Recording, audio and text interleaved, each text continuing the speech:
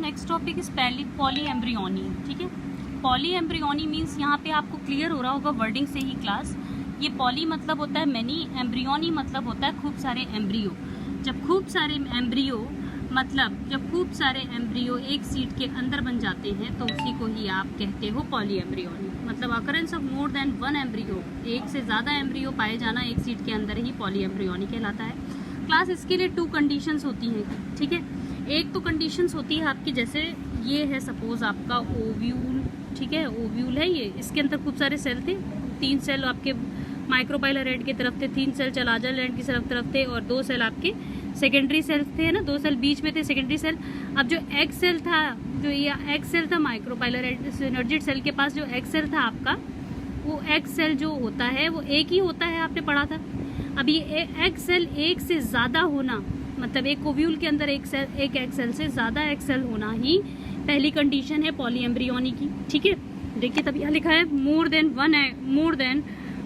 One egg cell in an embryo is called is the first condition of polyembryony. ठीक है, अब देखिए next condition आपकी क्या आती है। जैसे ये आपकी स्टाइलोस्टिग्मा ओवरी थी, स्टाइलोस्टिग्मा ओवरी, तो यहाँ पे ओवरी के अंदर ओव्यूल होता है। ओव्यूल एक ओव्यूल ना होकर बहुत सारे ओव्यूल होना किसी ओवरी के अंदर।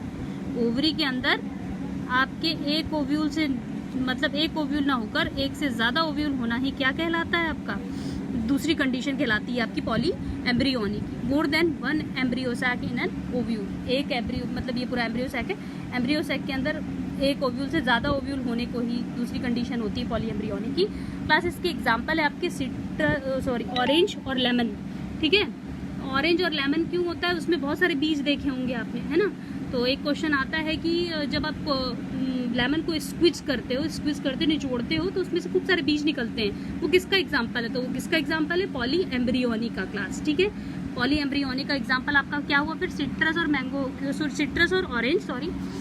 और ऑरेंज में ही आपके क्या बहुत सारे आपके बीज पाए जाते हैं क्लास, निकलते भी हैं जब स्क्विज करते हो।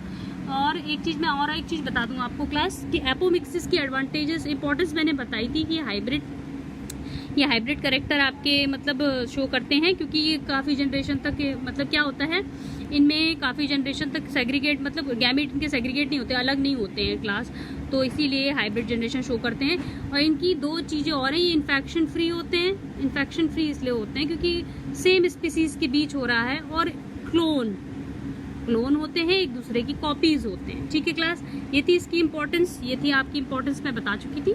Thank you class. अभी आपका चैप्टर खत्म हो रहा है, अब आपको मेल रिप्रोडक्टिव ऑर्गन और फीमेल रिप्रोडक्टिव ऑर्गन के बारे में जो पिछली क्लासेस में आप पढ़ चुके हैं उनके बारे में आप स्टडी करके आइएगा। नेक्स्ट चैप्टर स्टार्ट होगा अब आपका, जिसमें आपके जो इंपॉर्टेंट टर्मिनोलॉजी हैं वो मैं आपको डिस्कस करूंगी जो एग्जाम्स में ज़्यादातर आती है। Thank you class.